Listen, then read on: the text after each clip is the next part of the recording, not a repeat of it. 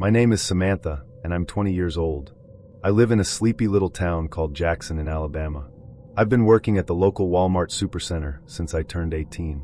Because I don't go to school full-time, my manager often sticks me on the overnight shift, 10 p.m. to 7 a.m., back when the store stayed open 24 hours.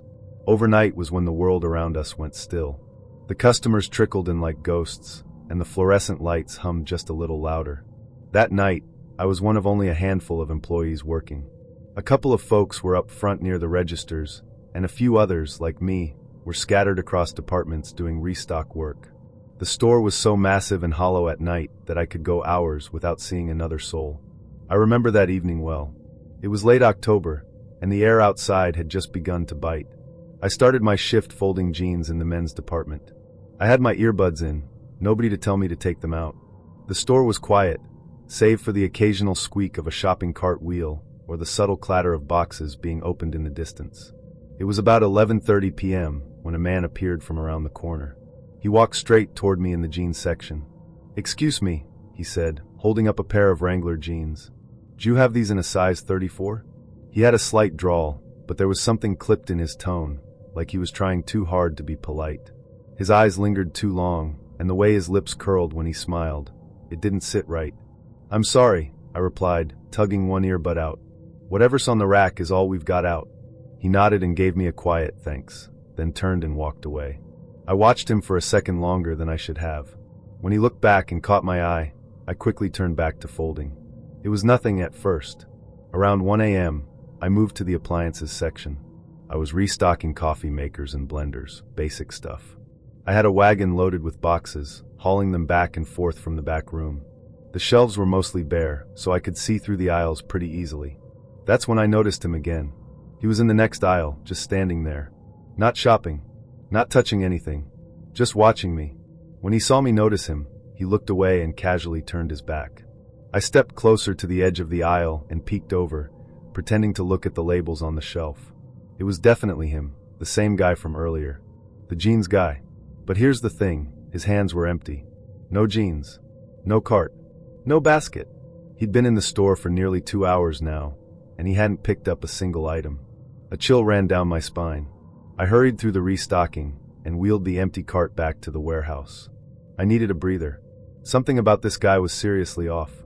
I stayed in the employee lounge for a little while, scrolling through my phone and sipping from a vending machine Coke. I didn't want to admit I was scared, but I was.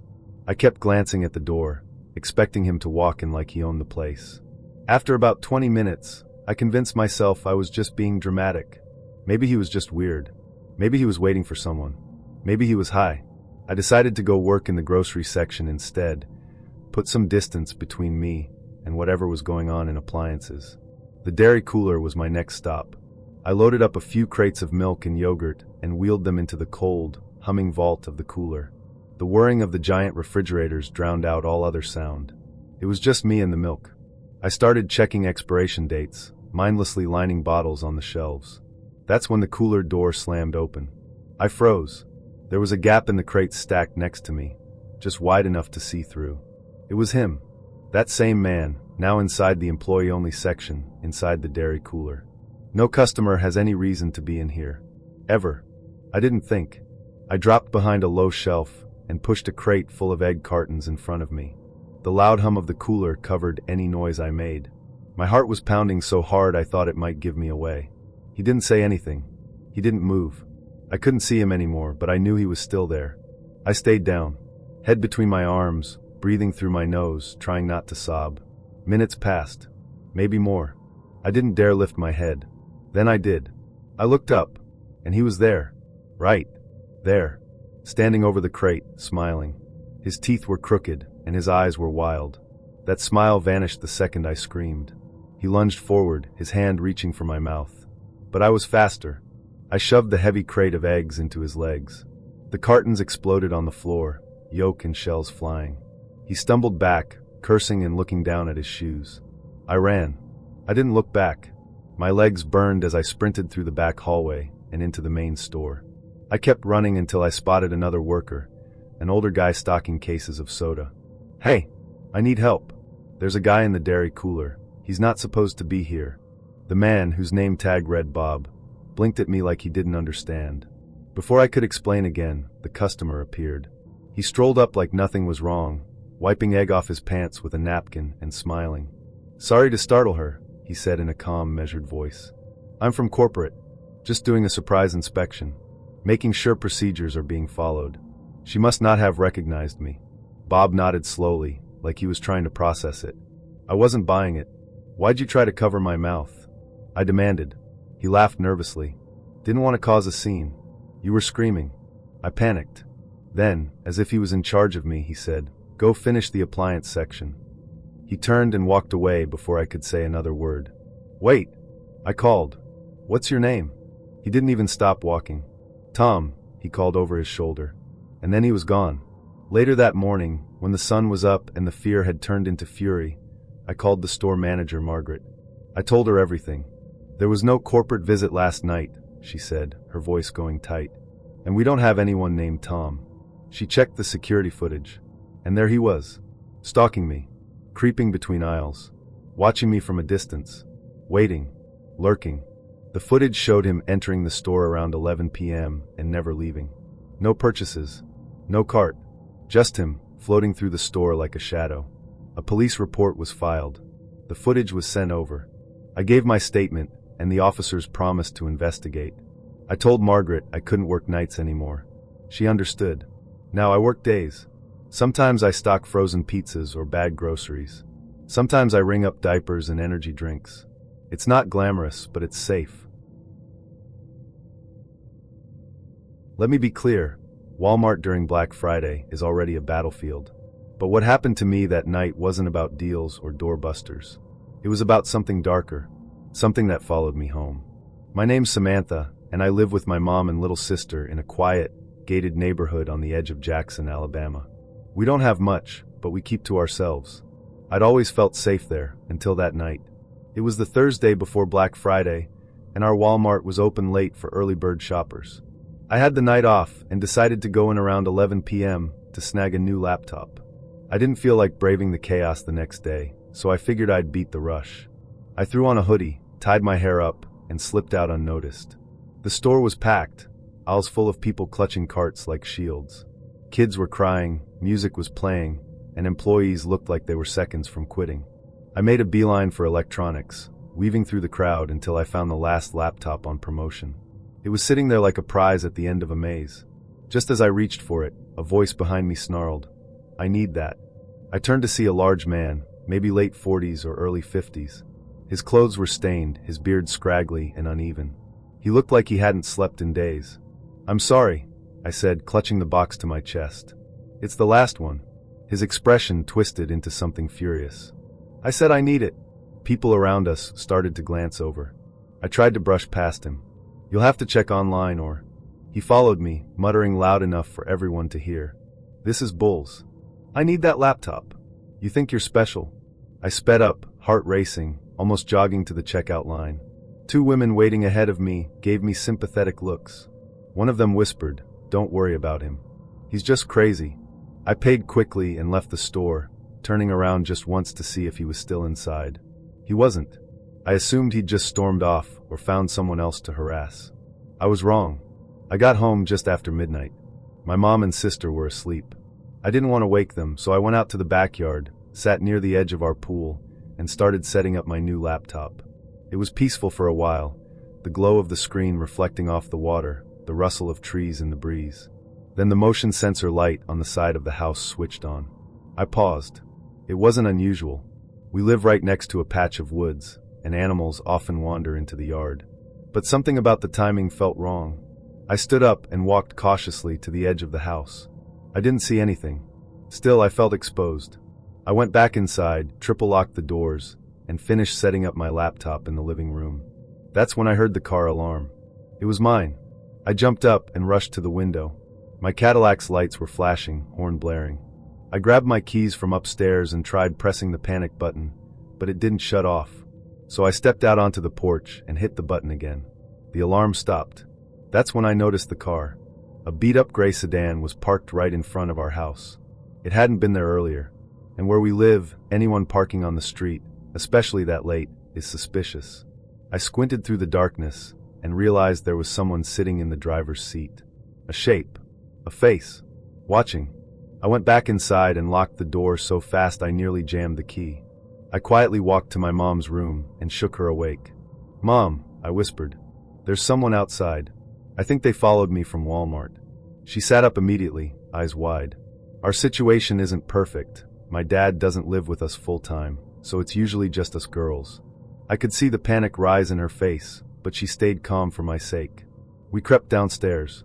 She looked through the peephole, then gasped and covered her mouth. I looked too. There he was, the man from the store, standing on our front porch, inches from our door. His shirt was unbuttoned halfway, and he was breathing heavily, fogging up the glass. I whispered, "That's him. That's the guy from Walmart."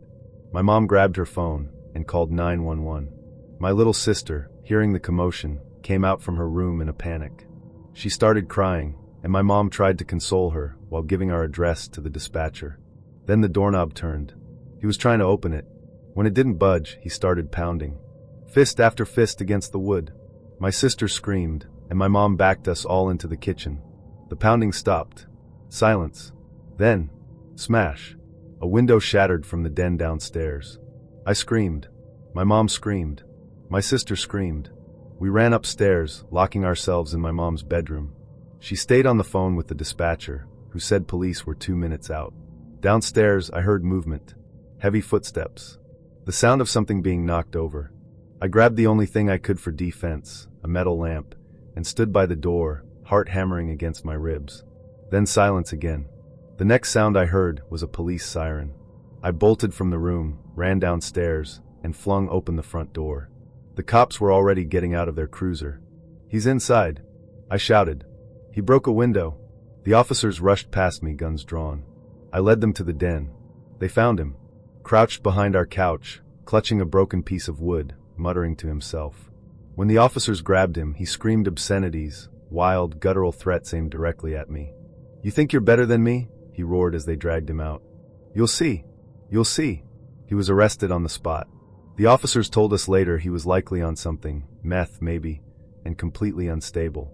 They suggested we press charges, which we did. That night, I didn't sleep. Every creak in the house made me jump. Every headlight through the window made me grab my phone. I couldn't go outside for weeks without checking over my shoulder. People joke about the strange things you see at Walmart. They laugh about the weirdos, the outbursts, the oddball customers. I was 22 when I started picking up overnight shifts at Walmart. It was my second job. I needed the extra money to pay off my student loans while I finished the last semester of college. My classes were mostly online, so I could manage the late hours. It wasn't glamorous, but it paid, and I didn't have to deal with customers, which was a huge plus. Overnight shifts were quiet. Just a few of us inside that giant store, stocking shelves, handling deliveries, and keeping to ourselves.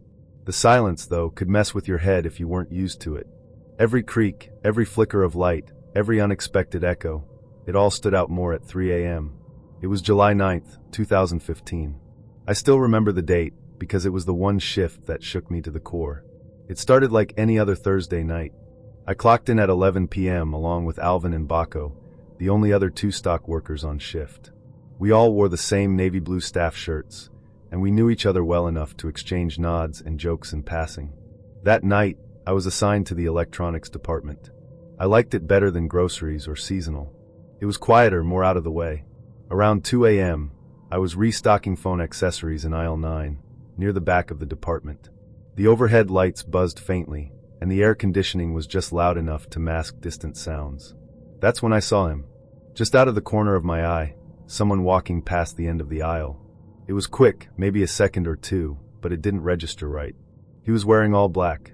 Not the navy blue uniform. Not a delivery shirt. Not even casual clothes.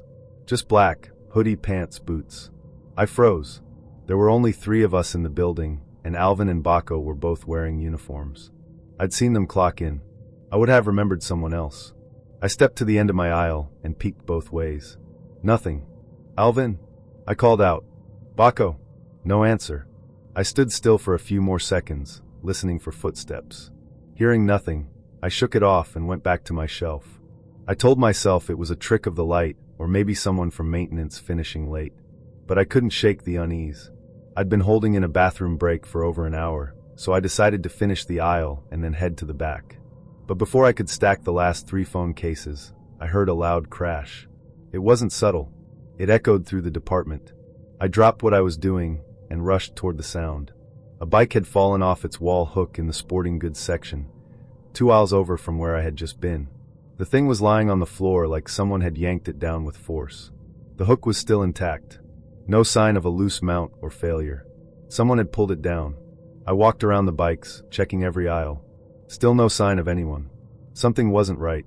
I started walking toward the back of the store, toward the paper goods aisle. That's when I heard it. A laugh. It wasn't cheerful. It wasn't even loud. It was wrong. Dry, broken, almost like someone laughing through clenched teeth. It came from the next aisle over, so close I could feel it in my chest. I ran to the end of the aisle and turned. There he was. A tall man in black, standing perfectly still at the far end with his back to me, but his head was turned just enough that I could see part of his face. His left eye, his cheekbone, just watching. Then he ran. Not toward me, thank God, but down the next aisle over. I heard his boots hitting the tile floor, echoing off the shelves. My body screamed at me to chase him, but my brain said something else entirely. No. I went looking for Alvin instead. I found him in the women's clothing section, folding shirts while listening to something on his phone. He looked startled when I showed up, breathless and pale. Alvin, I said, trying to keep my voice even. There's someone else in the store, dressed in black. I don't think they're supposed to be here. He looked confused but nodded. I'll keep my eyes out. I'll tell Baco if I see him. We didn't have radios, so communication sucked. I should have gone to the front and called someone. But a part of me still thought it was a prank or a misunderstanding. I really needed to pee, and I figured I'd just go quickly and regroup with Alvin after. The employee bathroom was in the warehouse. I made a beeline for it, heart thudding. I checked behind me twice. Inside, I did my usual routine, made a nest of toilet paper on the seat and sat down. I'm the kind of person who always sits, even to pee. I was halfway through when the bathroom door squeaked open. I stopped breathing. Alvin? I called out. No response. Then I heard it again, low wheezing laughter. Closer this time. Through the crack in the stall door I saw him. Boots. Black pants. Closer. I leaned forward slowly, and all I could see through the tiny gap in the stall was an eye. Staring in at me. He didn't blink. And then came the whispering. Indistinct at first, like wind through pipes. But it was words. I just couldn't make them out. He was whispering something over and over like a chant. My phone was in my pocket. I remembered I had Alvin's number saved. I pulled it out with shaking fingers and dialed. He picked up. Alvin, get to the bathroom now. Please. Someone's here. He's inside. I'm in the stall. My voice was loud on purpose. I wanted the man to hear me. I wanted him to know I wasn't alone. And then, just like that, the whispering stopped. I watched from the stall as the black boots turned and walked away. The door opened. Then silence. 30 seconds later, Alvin burst in. I didn't see anyone, he said, looking pale. Nobody on the way here. I stayed near him the rest of the shift. I didn't care what department we were in. I wasn't being alone again. When the morning came, I texted my boss everything that had happened. I expected to be brushed off, maybe told to take a sick day. Instead, I woke up that afternoon to a message. I checked the cameras. Every single one of them is showing static from last night. No footage. Just snow. He believed me. That alone gave me chills. The store didn't have overnight security. There was no one to rewind the tape or check the system. And no one had physically turned the cameras off. There was nothing to submit to the police. No proof. Just my story and the eerie silence of the night. I never picked up another night shift again.